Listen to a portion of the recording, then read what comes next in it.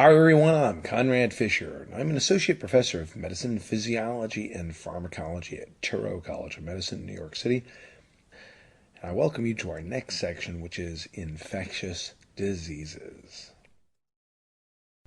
And as we group up the antibiotics, looking at the principles of answering the questions, we're going to be able to see that things like the radiologic test is never the most accurate test, and that's common between all the different infectious diseases questions. And how do we break things up into the beta-lactam antibiotics, the fluoroquinolones, and aminoglycosides, which always cover gram-negative frauds, doxycycline, which is always a specialty item now, chlamydia, rickettsia, a few things like Lyme disease, Bactrim, trimethoprim sulfamethoxazole, and I hate to have to torture you with trimethoprim sulfamethoxazole, but unfortunately, Step 2CK just doesn't take manufacturers' names, and Bactrim is a manufacturer's names.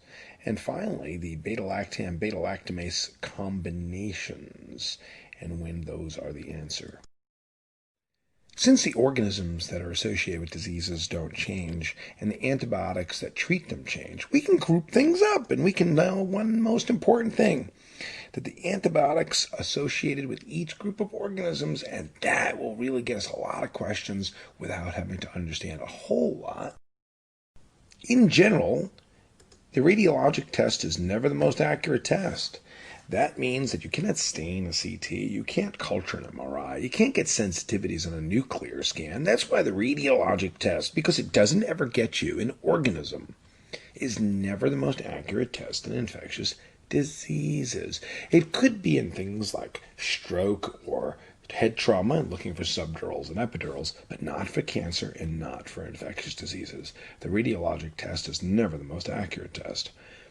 Risk factors for an infection aren't as important as the individual presentation, meaning that the risk factors, such as a person goes on a camping trip, is not as important as, well, what's the presentation of that meningitis? And beta-lactam antibiotics are always the best efficacy. That means when you're presented with the choices of a set of antibiotics and you want to choose what is the best initial therapy, you don't choose based on adverse effects. You choose based on which will most effectively kill the organism.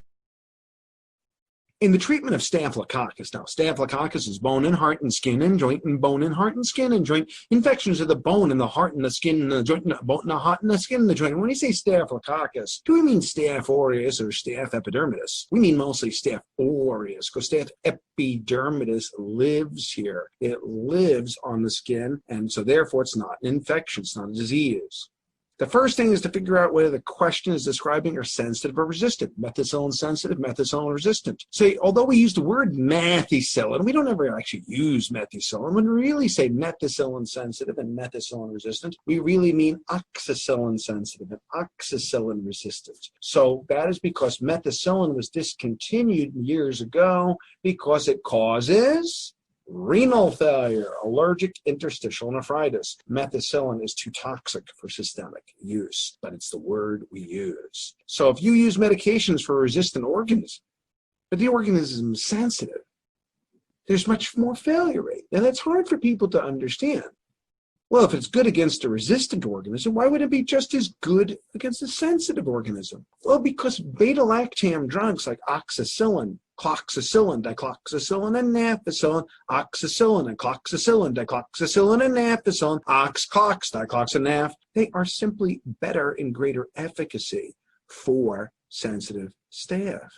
If you have 100 people with a sensitive staph and you put 50 of them on oxacillin and 50 on vancomycin, the failure rate is twice as much with the vancomycin group. The mortality rate is twice as much in the vancomycin group for sensitive staph.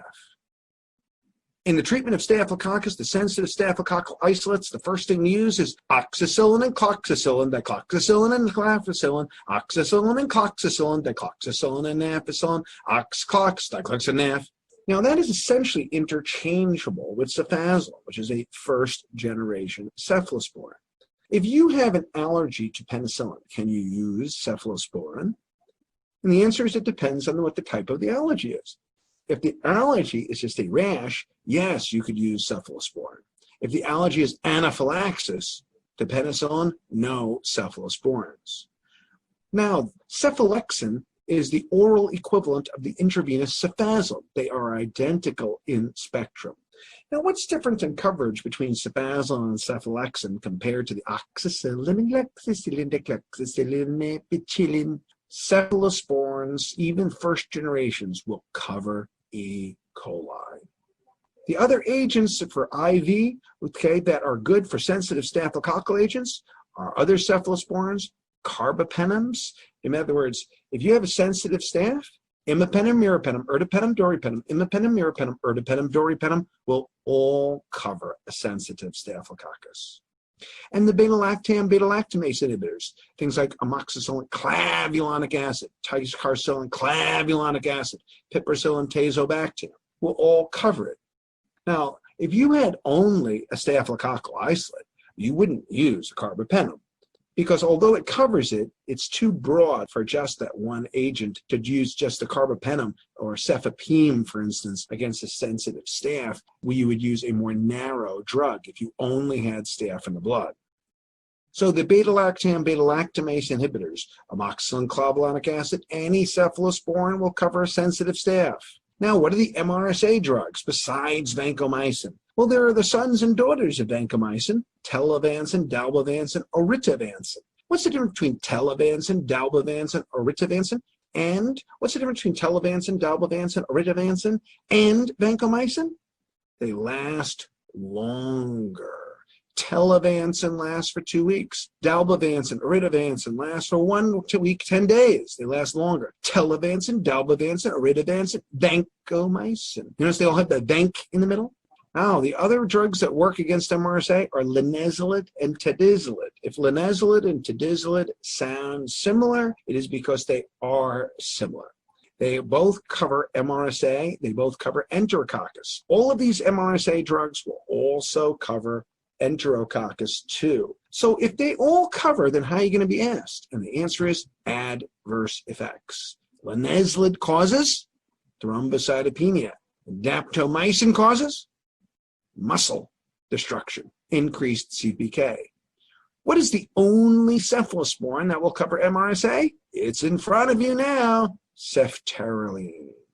Let's look at the isolates that are resistant. The first agents for isolates that are resistant, vancomycin, linezolid, daptomycin. How are you going to be asked between them? Well, here are some things then. Ceftaroline as a cephalosporin is like combining ceftriaxone with vancomycin. It's like combining ceftriaxone with vancomycin, so you'll cover some gram-negatives as well as MRSA. How do you know to answer oritavancin, telavancin, dalbavancin? When somebody's leaving the hospital, or you want to give them one shot that'll last them for a week. Now, the oral agents like linezolid, that's the strongest of the oral agents, and the only time we'd use trimethoprim sulfa and doxycycline is when you had a minor MRSA infection, such as the skin. So trimethoprim sulfa and doxycycline are for some forms of cellulitis.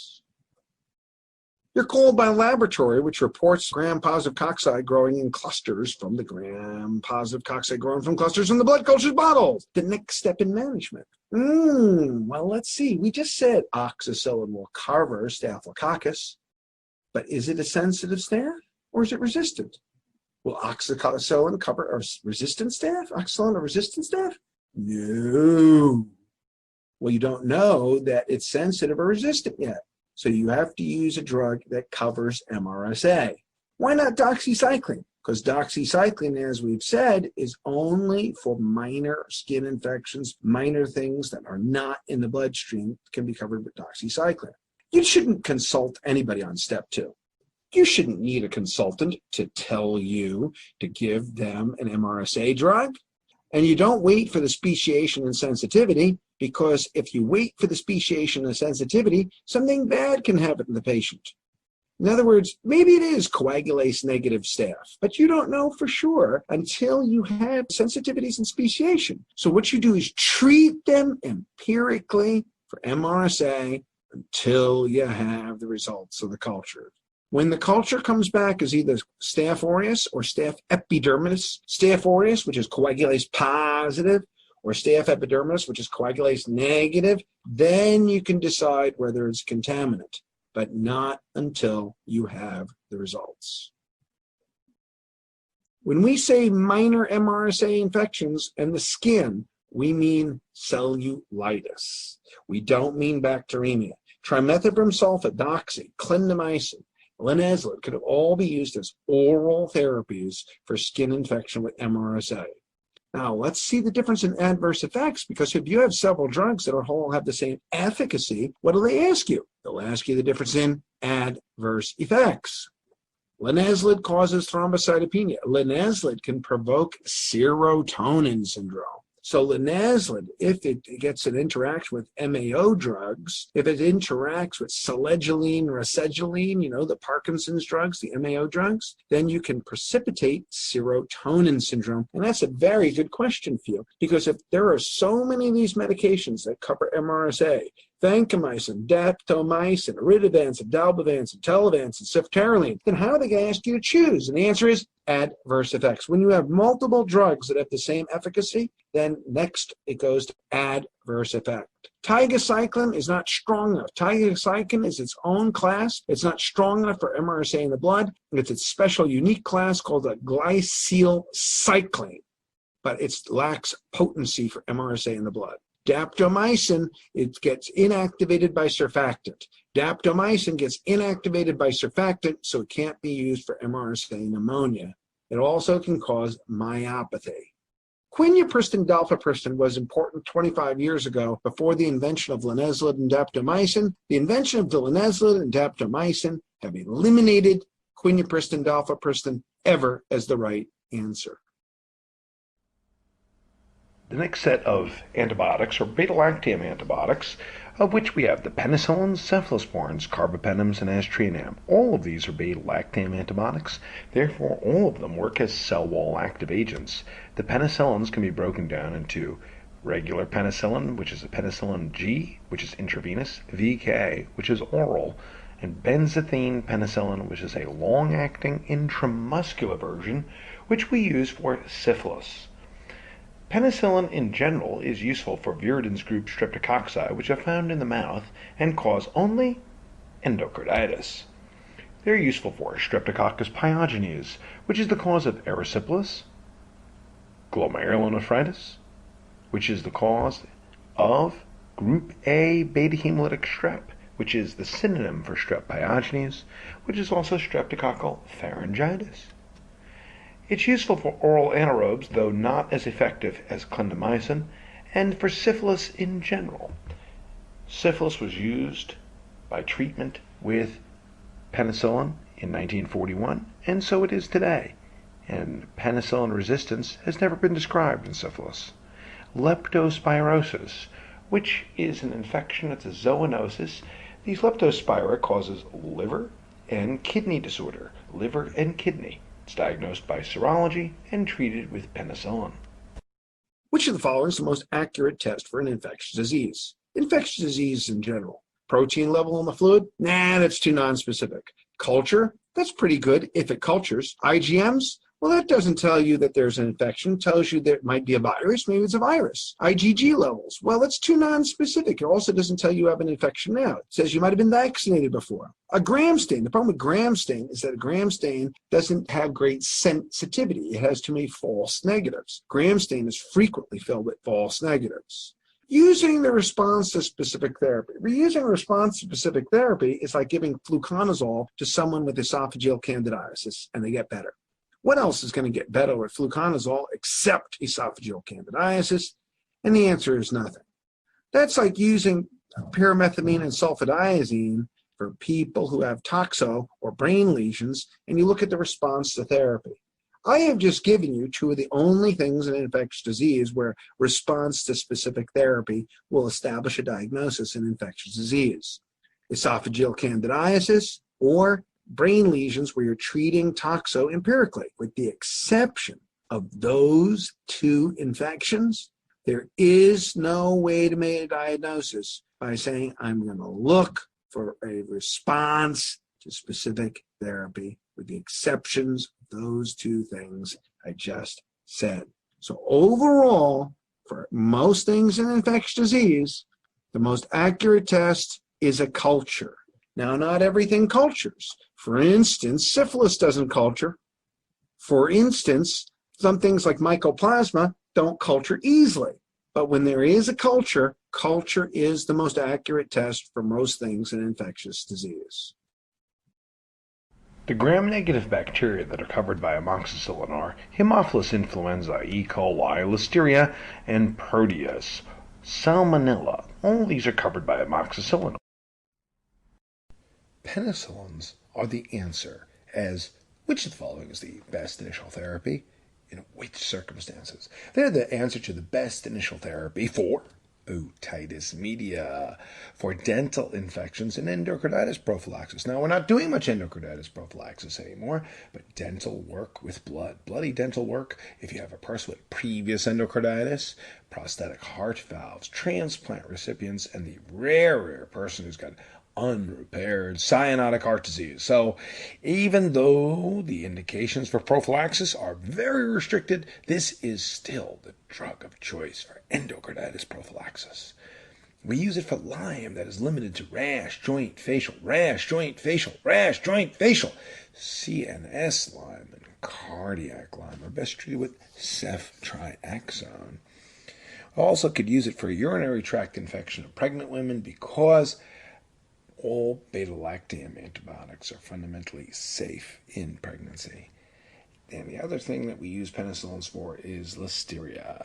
Listeria monocytogenes, such as an immunocompromised person with meningitis. And finally, enterococci. Enterococci are not covered by any form of cephalosporin, so no cephalosporin covers an enterococcus. However, penicillins, and particularly ampicillin and amoxicillin, definitely cover enterococcus, particularly when used in synergy with a aminoglycoside. The anti-staphylococcal penicillins are oxacillin, cloxacillin, dicloxacillin, and ampicillin, ox, clox, diclox, and naph. They cover cellulitis and skin infections, which is from sensitive staphylococcus. They won't cover MRSA, but sensitive staphylococcus. Endocarditis, meningitis, bacteremia, when it occurs from staphylococcus. We're not saying that meningitis is most commonly caused by staphylococcus. We're saying that when the meningitis does happen from sensitive staphylococcus, these are the drugs to use. These drugs are superior to vancomycin when the organism is sensitive. When the organism is sensitive, they are better. That's why they're better for osteomyelitis and septic arthritis when it's proved sensitive. Remember, they will not be effective against MRSA or enterococcus, but when the organism is sensitive, they're better than vancomycin. When we refer to oxacillin, cloxacillin, dicloxacillin, and naphthalin, we are referring to what's either known as anti-staphylococcal penicillins, penicillin ACE-resistant penicillins, but that is the class that methicillin was originally in. But we never use methicillin.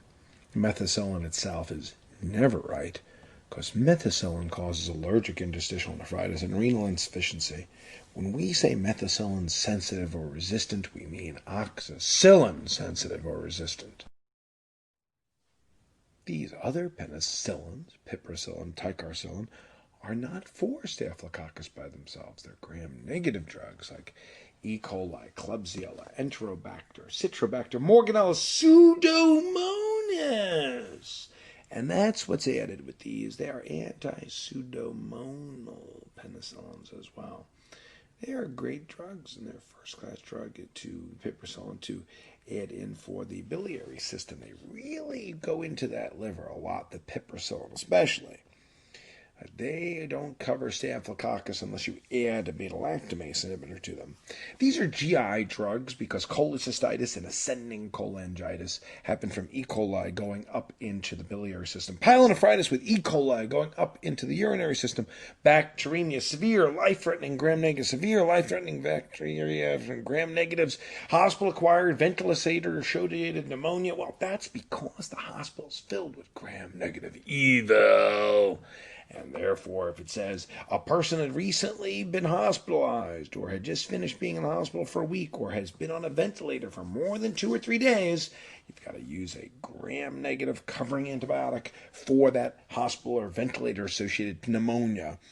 These are not the only drug for neutropenia and fever, but they are two of the drugs for neutropenia and fever. And neutropenia is defined as an absolute neutrophil count less than 500. An absolute neutrophil count less than 500, piperacillin, ticarcillin. The anti-pseudomonal penicillins are piperacillin, ticarcillin, azlocillin, and meslocillin. They will cover streptococci and anaerobes, but they're not the answer for infections exclusively from those organisms. They would be used for people who have gram-negative rods, gram-negative bacilli. If it's only streptococcus and anaerobes, we would use a narrower agent. And we generally use these agents in combination with a beta-lactamase inhibitor such as tazobactam or clavulanic acid. Tazobactam and clavulanic acid add staphylococcal cover. Which of the following will cover MRSA? Well, you see, now the reason that this question is important is that people always wonder, well, if there's so many drugs that cover so many things, how can we possibly be choosing between them? And the answer is, do you see here how 4 of these don't cover MRSA and 1 does? So you have to choose the one that does cover. And only one covers here, and that's ceftaroline. Now, in this case, ceftaroline is the answer. We could have had a question where vancomycin could have been there instead of ceftaroline. Daptomycin could have been there instead of ceftaroline. Linezolid could have been there instead of ceftaroline. Oritavancin, dalbavancin, telavancin could have been there instead of ceftaroline. That's how you'll answer the questions. And the only cephalosporin that covers MRSA is ceftaroline. If the question describes a person with a history of penicillin allergy, can you use a cephalosporin? And the answer is, depends what the reaction is. If it is a rash, the answer is absolutely, because the amount of cross-reaction between penicillins and cephalosporins is very small, barely 3 to 5%, probably less. Oh, I heard it was 10%. You're wrong. So if it was just a rash, we use cephalosporins all the time. If it's anaphylaxis, no, switch off of beta-lactams. Anaphylaxis, switch off of beta-lactams. All cephalosporins in every class, in every group, 1, 2, 3, will cover group A, B, and C streptococci, viridins group streptococci, E. coli, Klebsiella, and Proteus. These are all easy to cover with all cephalosporins.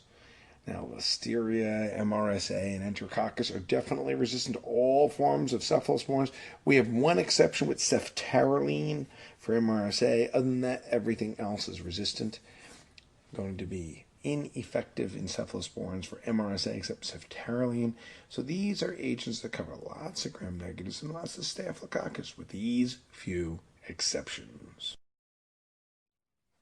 If the case describes a rash to penicillin, answer cephalosporins.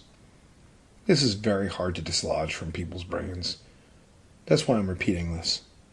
If the case describes anaphylaxis, use a non-beta-lactam antibiotic. You don't have to agree with what I'm saying. You can agree with other things with your attending on the floor, but when you get to step 2CK, just answer what I'm telling you.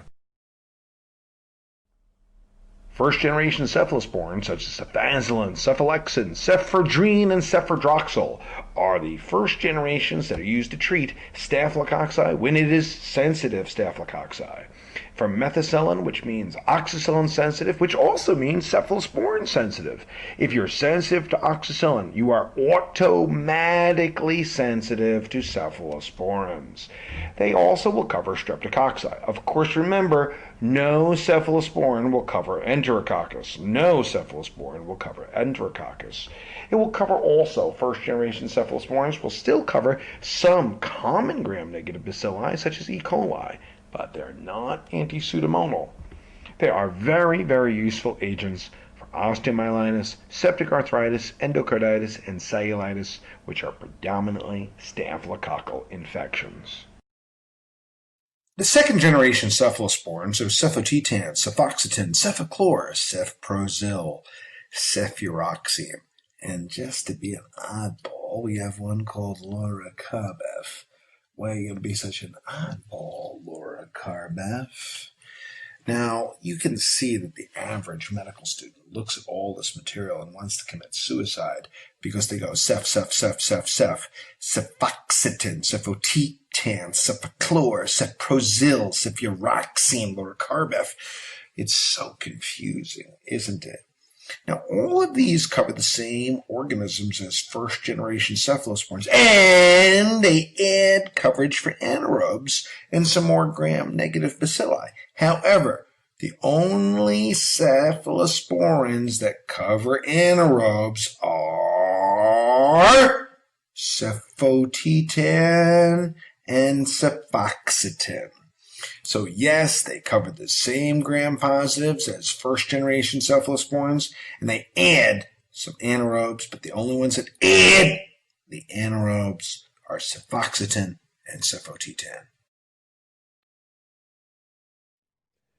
This is why cefotitan or cefoxin is the best initial therapy for pelvic inflammatory disease, for PID, combining it with doxycycline. But, here's it. Ready. Cefotitan and cefoxin increase the risk of bleeding. Really? I never heard of that. Yeah, really. They can give a disulfiram like reaction with alcohol. No kidding, I never heard of that.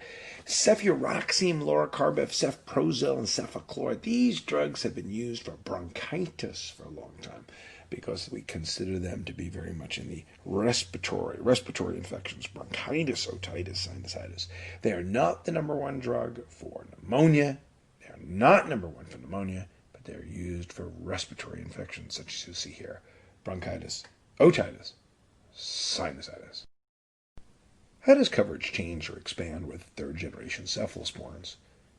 The third-generation cephalosporins, ceftriaxone and cefotaxime, these drugs are essentially identical in their coverage.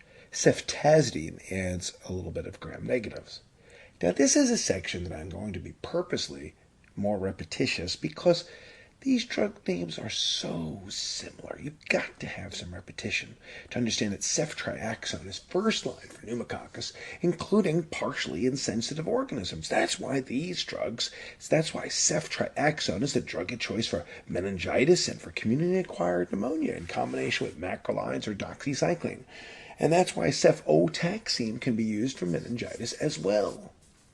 We use them for gonorrhea, and as a matter of fact, they are superior. Ceftriaxone is considered superior to quinolone.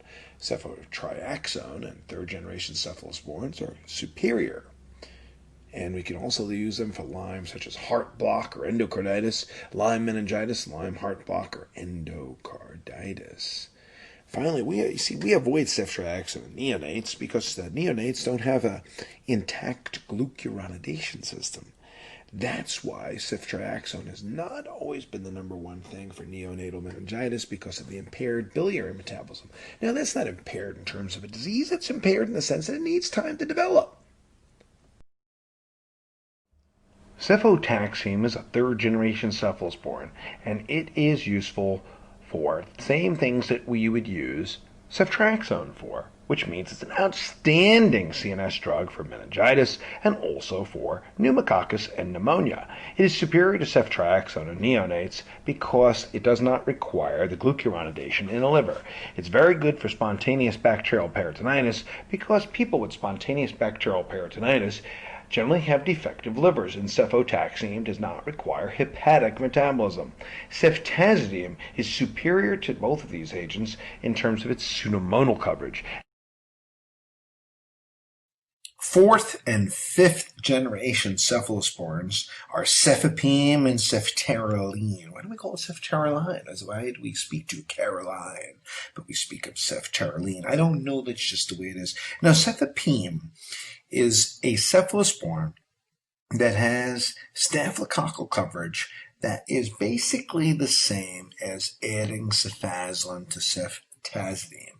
It's adding cefazolin to a drug that covers gram-negative rods. The staphylococcal coverage is markedly increased compared to the other third-generation cephalosporins. And that is why cefepime is one of the number one drugs with neutropenia and fever. Now, neutropenia is defined as an ANC less than 500, absolute neutrophil count less than 500, and fever is defined as oral temperature above 100.3 Fahrenheit, 100.3 Fahrenheit. And also, cefepime is very good for ventilator-associated, hospital-acquired, but especially ventilator-associated pneumonia. Now, ceftaroline is called a fifth generation. I'm not a big fan of fourth, fifth. It's so difficult. But if it helps you to understand what does fifth generation means, it means that it's the only cephalosporin that covers MRSA. It covers MRSA, and basically ceftaroline is like adding vancomycin to ceftriaxone. It's like adding ceftriaxone to vancomycin, vancomycin to ceftriaxone. Ceftriaxone plus vancomycin equals ceftaroline, but it doesn't cover the gram-negative known as Pseudomonas. Gram-negatives in MRSA, but not pseudomonal, not anti-pseudomonal for ceftaroline. What are the adverse effects of cephalosporins? Well, not very much. You can give a cephalosporin if somebody's allergic to penicillin and that allergy is just a rash. You can give a cephalosporin with mild reactions like rash, and very rarely, if ever, is there an actual infection that happens to be that what happens that the reaction is anaphylaxis. But here's some of the oddball things. Cefotecan and cefoxitin causes bleeding risk by increasing your prothrombin time. What disorder gets cefoxitin and cefotecan? Which disease gets cefoxitin and cefotecan? Pelvic inflammatory disease, PID. And ceftriaxone is excreted through glucuronidation through the baby's liver. That's why we don't use it or don't want to use it in neonates, because babies have prepared, inadequately developed glucuronidation mechanisms, and that's why instead of ceftriaxone in babies, we use cefotaxime. The carbapenems are imipenem, meropenem, ertapenem, and doripenem. They cover gram-negative bacilli, particularly the ones that are extremely resistant. They cover anaerobes. Matter of fact, they have the same level of anaerobic coverage as metronidazole. They cover streptococci and staphylococci, but if you had exclusively an infection with streptococci and staphylococci, you would not use these agents alone. They are outstanding for neutropenia and fever, and all of them except ertapenem cover Pseudomonas. Ertapenem differs from the others in that ertapenem is the only non-anti-pseudomonal carbapenem. Aztreonam is the only drug in its class. It's the class of monobactams, the beta-lactam ring hanging out there alone amid side chains. It's the only monobactam used, and it is used exclusively for gram-negative bacilli, E. coli, Enterobacter, Citrobacter, Pseudomonas as well. It will cover Pseudomonas, but it's exclusively E. coli, Enterobacter, Citrobacter, Morganella, Pseudomonas ceracea, the aerobic gram-negative rods. And as an added special feature, there's absolutely no cross-reaction with penicillin, even though aztreonam is a monobactam. There is no cross-reaction with penicillin. Which of the following is most likely to be effective for Morganella citrobacter? Morganella citrobacter, Enterobacter, Seraceous, or Pseudomonas. Which of the following is most likely to be effective against Morganella citrobacter? E. coli, Serratia. In other words, 4 out of 5 of these don't cover gram-negative rods. 4 out of 5 of these will cover gram-positive cocci. Tadizolid covers gram-positive cocci. Dalbavancin, iridovancin, telavancin, and vancomycin cover MRSA. But ertapenem is a carbapenem. And that carbapenem, ertapenem, like all carbapenems, will cover Morganella, Citrobacter, Enterobacter, E. coli. The only difference between ertapenem and all the other carbapenems is that ertapenem does not cover Pseudomonas. Quinolones. There are a lot of them, about 10 of them, but these are the main ones we use, and a lot of them have been discarded. So I'm very careful about protecting that real estate in between your ears. So therefore, I'm not going to tell you about anything except ciprofloxacin, gemifloxacin, levofloxacin, moxifloxacin. These are number 1 gemi, levo, moxi for community-acquired pneumonia. including penicillin-resistant pneumococcus. Yeah. Now, Cipro's not for pneumococcus, but Gemi, Levo, and Moxie for sure. They all cover gram-negative bacilli. They all cover. So again, Cipro's not so much for pneumococcus. Cipro's not for pneumococcus, but the others all are, and they all cover E. coli. That's why every form of quinolone will cover the urine. They all cover the urine. They all cover E. coli, Klebsiella, Enterobacter, Citrobacter. Yes. You should expect to have to go over the antibiotic section 2 to 3 times. There is no one that can get this on the first time. There's too many names, like learning a whole new language. If I wasn't me, I wouldn't know them.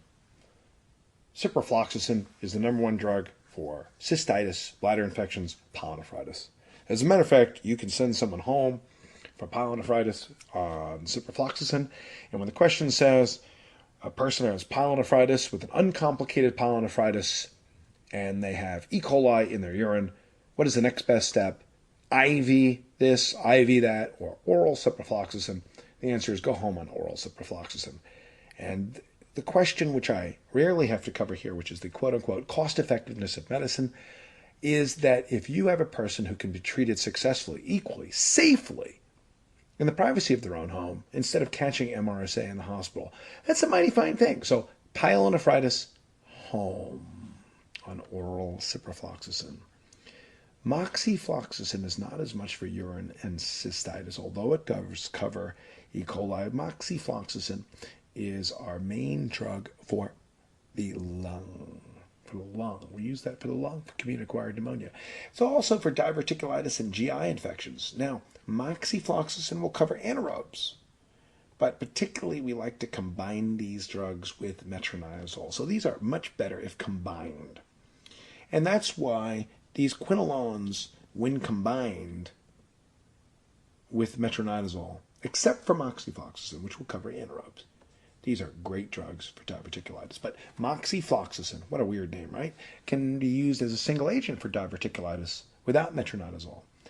The others are this: Cipro for the gram-negatives, metronidazole for the anaerobes. Cipro for the gram-negatives, metro for the anaerobes. Gemifloxacin for the gram-negatives, metro for the anaerobes. Levofloxacin for the gram-negatives, metronidazole for the anaerobes. Moxifloxacin, single agent. All boards, all steps, love adverse effects. And they love adverse effects because they're clear. They're clear and they don't change.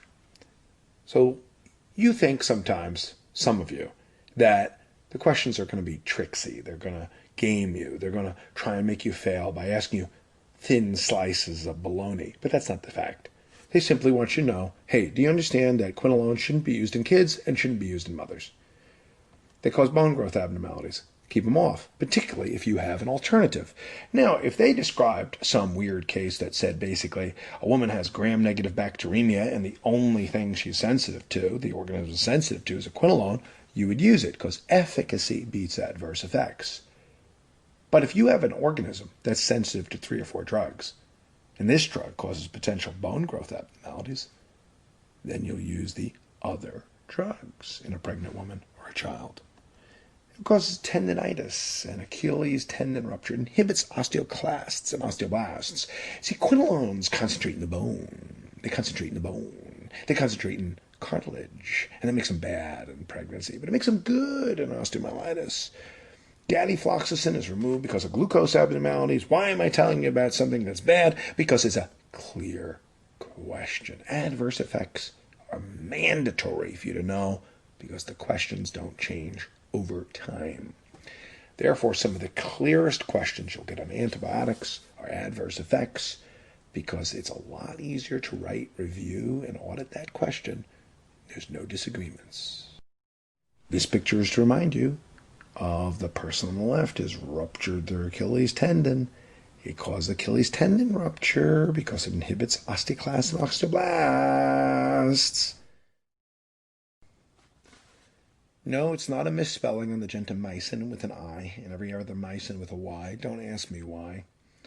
or I should say in this case, don't ask me because it's gentamicin and aminoglycosides. These are the three that are on the market that we're going to worry about. Aminoglycosides are old drugs, have been around since the 1950s, and they're essentially gram-negative drugs. That is to say, bowel, urine, bacteremia, ascending cholangitis, because that comes up into the biliary system from the bowel, gram-negative bacilli. And let's say it again. E. coli, Enterobacter, Citrobacter, Morganella, Pseudomonas, and Serratia. Again, E. coli, Enterobacter, Citrobacter, Morganella, Pseudomonas, Serratia. Those are the Enterobacteriaceae and Pseudomonas. And they are, however, synergistic with Staphylococcus and Enterococcus because basically they're synergistic with beta-lactams for Enterococcus and Staphylococcus. You wouldn't use them alone. They're synergistic. And what that means is the beta-lactam antibiotics, which blocks penicillin binding protein, breaks down the wall, bursts the wall, and then let's close up the breach with our aminoglycosides and kill the ribosome. Yes, the beta-lactam antibiotic knocked a hole in the wall, and then the aminoglycoside rushed through the hole in the wall and destroyed the ribosome. Synergy. When are they the answer? They are the answer for gram-negative bacilli and synergistically with Staphylococcus and Enterococcus with zero anaerobic coverage because they need oxygen to work. These drugs need oxygen to work. Now, super clear question, of course, is that they're nephrotoxic and ototoxic.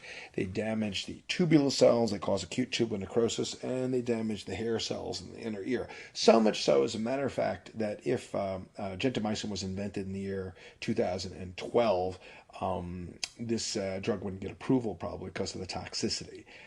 But the standards for approval are harder now than they used to be. Quite toxic compared to other drugs, but effective.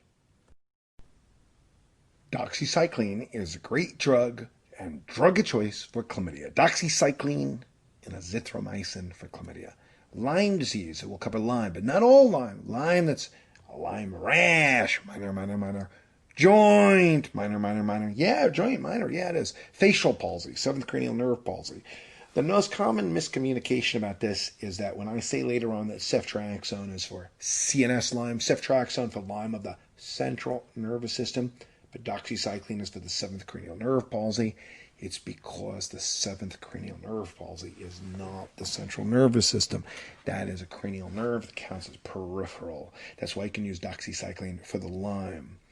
Now I'm going to add something here that may be a little confusing, so I'm going to say it twice, which is to say that MRSA of the skin can be treated, minor MRSA infections, doxycycline, trimethoprim sulfa, clindamycin. Minor MRSA infections. That's skin. That does not mean MRSA in the blood. It doesn't mean MRSA bacteremia. It doesn't mean MRSA in the CNS. Doxycycline can treat minor. I want you to have 100% certainty that if you study this a couple of times, you will get it. It cannot be obtained on the first time. Doxycycline will cover rickettsia, all of them. Therefore, in step 2, we suggest you not learn anything beyond simply understanding that rickettsia is diagnosed with serology, ELISA's Western blots, because you can't see it on a gram stain. It is intracellular rickettsia, too small to be seen on a gram stain. It's inside the cell. So for you, it's going to be only Rocky Mountain spotted fever, ELISA, Western blot, serology, treat with doxycycline. Is for penicillin allergic persons, but only, see how that's capitalized, only primary and secondary syphilis if you're allergic to penicillin. Most common wrong answer, saying desensitize. Don't desensitize primary and secondary. That's penis and skin. Don't desensitize penis. You desensitize if it's CNS or pregnancy. CNS pregnancy, but not for primary and secondary. Doxycycline is also used for Borrelia, like Borrelia burgdorferi for Lyme. Remember I said Lyme, rash, joint, skin, Lyme, facial, rash, joint, skin, facial. Ehrlichia, which is another type of tick-borne illness, and mycoplasma. Now, the adverse effects of doxycycline are some of the easiest questions you can get. Tooth discoloration, but I want to be 100% clear. If it's Rocky Mountain, you give the kid the doxycycline.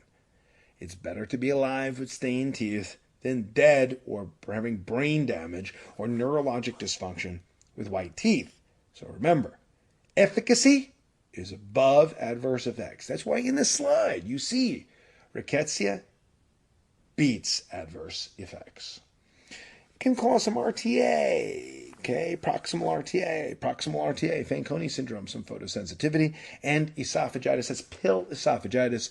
Have your pills sitting up, drink a lot of water. Don't let them stay down there and irritate. It's a physical irritation of the pill against your esophagus. That's pill esophagitis.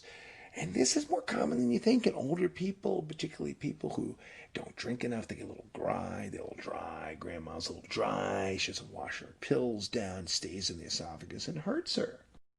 Trimethoprim sulfamethoxazole, folate antagonist. You don't have to learn a lot of mechanisms of antibiotics for step 2CK, so that makes it somewhat easier for you. You just have to know when to use it. It's useful for cystitis, 3 days for uncomplicated cystitis, 3 days for uncomplicated cystitis. For pneumocystis pneumonia, now the organism may have had its name changed to pneumocystis jirovecii, but the infection is still pneumocystis pneumonia, both for treatment and prophylaxis. MRSA, trimethoprim sulfa of the skin and soft tissue. Minor MRSA. Again, not for bacteremia, not for the heart, not for the brain. Now, trimethoprim sulfamethoxazole, because of sulfa causes a rash. And this is about 10% of the population is sulfa allergic. Hemolysis, especially in people who have G6PD deficiency, it basically oxidizes your cells and causes acute hemolysis. Look for those bite cells and Heinz bodies on supravital staining. Bone marrow suppression, of course, because it's a folate antagonist. And here's how the question goes. It will say, hi, after rash, what is the next most common manifestation of the adverse effects? Bone marrow. Here it says, what drug should be avoided in someone who has folate deficiency or pancytopenia from folate deficiency? Which medication should be avoided? And the answer is trimethoprim sulfamethoxazole. Now, here's one extra thing here. We're just going to say one word because we're on the cystitis section. That's why nitrofurantoin is here. Yes, you could use trimethoprim sulfa, or you could use nitrofurantoin. They're not going to put them both in the same question for you because it's unanswerable. Here's the warning. If you see cystitis and there's nitrofurantoin and trimethoprim sulfa in the same question, look and see if the woman's pregnant. If you see cystitis and they're both in the same answer, look and see if she's pregnant. Nitrofurantoin is basically one indication. Cystitis. That's it. Especially in pregnant women. Now, this is another rule of thumb. It's a Conrad Fisher rule of thumb for you. If you see two choices that look to be equal in efficacy, you're missing an adverse effect. If two answers for therapy look to be correct, you're missing an adverse effect. Beta-lactam ACE combinations mean the combination of a beta-lactam antibiotic, in this case only penicillins, because we don't have any drugs on the market that are a combination of a beta-lactam other than a penicillin. It is a beta-lactam penicillin and a beta-lactam ACE inhibitor, sometimes called a suicide inhibitor because it basically is destroyed in the process of inhibiting the organism. Now, amoxicillin and clavulanic acid, also known as augmentin, ticarcillin clavulanate, basically what happens is that the beta-lactamase adds staphylococcal effect, staphylococcus activity. Ampicillin and sulbactam, known as unicin, and piperacillin tazobactam, sometimes known as zosyn. Now, I'm not telling you the brand names because I want you to answer them on the test. I'm telling you the brand names because if you are a third-year medical student that has just finished several rotations, you'll probably hear the names referred to as augmentin, timentin, unicin, and zosyn. And so now I want you to retranslate out those drugs into these beta-lactam, beta-lactamase combinations. And in all cases, the beta-lactamase will add mostly staphylococcal effect. None of these antibiotics cover staphylococcus. They will only cover staphylococcus if you add the beta-lactamase inhibitor. And they only cover a sensitive staph. Even with beta-lactamase inhibitor, they only cover sensitive Staphylococci. No MRSA.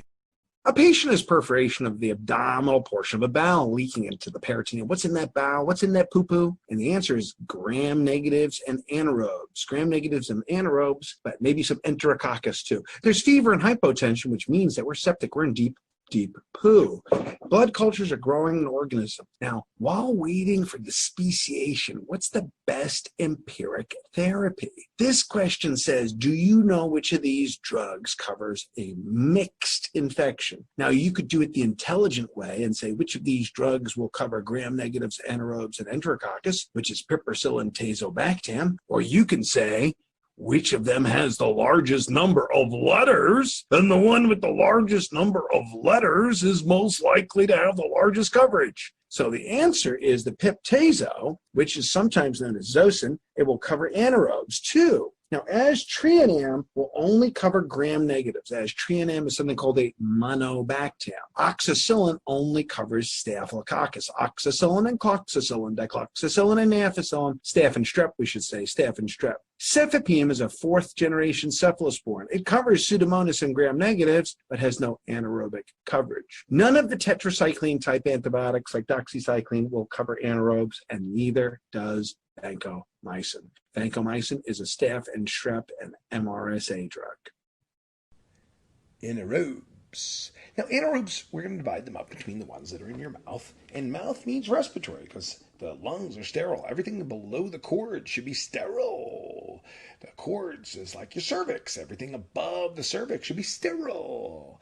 Everything below the cords should be sterile. So if you have anaerobes in your lung, they came from your mouth. And oral anaerobes, which say respiratory, the ones causing aspiration pneumonia, lung abscess, aspiration pneumonia, lung abscess, penicillins. Now, penicillins as a group. In this case, we mean penicillin G, VK, ampicillin, or amoxicillin. Now, not the penicillins of the ox, clox, diclox, and NAF. Those are staph and strep drugs. They do not cover any anaerobes. The ox, clox, diclox, and NAF, no anaerobe. No anaerobe for them. Anaerobes is for the penicillins that are penicillin G, VK, ampicillin, amoxicillin.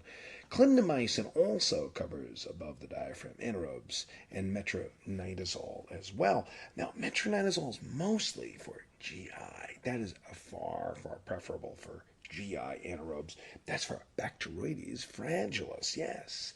Now, this is the same way clinda and metronidazole can both be used in the vagina, and you can use clindamycin there as well because it will cover the Gardnerella, and so will the metronidazole. And remember, metronidazole is safe in pregnancy. That was thought not to be the case for a long time, but now metronidazole is known to be safe in pregnancy. All the other drugs that will cover anaerobes, the piperacillin ticarcillin group, all the carbapenems, and second-generation cephalosporins of cefoxitin, cefotetan. Piperacillin ticarcillin will cover anaerobes, carbapenems, all of them, second-generation cephalosporins, and finally the beta-lactam, beta-lactamase combinations as well. Hang on, you're almost done. And now our last couple of categories. Gram-negative bacilli, such as in the bowel, peritonitis, diverticulitis, E. coli, Klebsiella, Lepodius, Pseudomonas, Enterobacter, Citrobacter, Morganella, Serratia. Doesn't matter. They're all the same except Pseudomonas, really. So I say break them out into different names, like Enterobacter, Citrobacter, Morganella, Serratia, but it doesn't really matter because the answers are the same. If it's step one microbiology, you'd learn differently, but please don't. Save your brain, would you? The bowel, peritonitis, diverticulitis, ascending cholangitis, cholecystitis, cholangitis like pyelonephritis of your liver. Get a stone or a stricture, tumor or obstruction, blocking it, ascends up into your liver. Stone or stricture, tumor or obstruction, blocking it, ascends up into your kidney. Stone or stricture, tumor or obstruction, liver, kidney problems. All of these are covered with quinolones, aminoglycosides, the carbapenems, piperacillin, ticarcillin, aztreonam, and cephalosporins. Remember, with the exception of first-generation cephalosporins and Pseudomonas, wow, all 6 of these classes cover E. coli, Klebsiella, the Enterobacteriaceae, all of them. I know what you're thinking. What if you're asked to choose between them? And the answer is you won't. See, the wrong answers are going to be things that are really wrong, like vancomycin or oxacillin. It doesn't cover any gram-negatives. The wrong answers will be really wrong, trust me. Man submitted with E. coli bacteremia. What's the most appropriate step therapy treatment for this guy? You see what I'm saying? The wrong answers have to be really wrong. This should relax you. See, it's an IQ test. Which one of these is different from the other four? Now, the reason I put in quinolones and aminoglycosides, carbapenems, piperacillin, ticarcillin, aztreonam, is because any one of them could have been the answer. You see, 5 out of 6 of these don't cover any gram-negatives. Now, what will the right answer be? Will it be the quinolones, the aminoglycosides, carbapenems? Doesn't matter. Doesn't matter. Point is, choice C is the right answer, no matter which one they give you. I'm just trying to have you relax so you understand that the wrong answers will be really, really wrong. Any one of the ones in choice C. Vancomycin simply does not cover any gram-negatives, neither does linezolid, doxycycline, nor clindamycin. They just don't cover gram-negative bacilli. None of them, except the ones in choice C.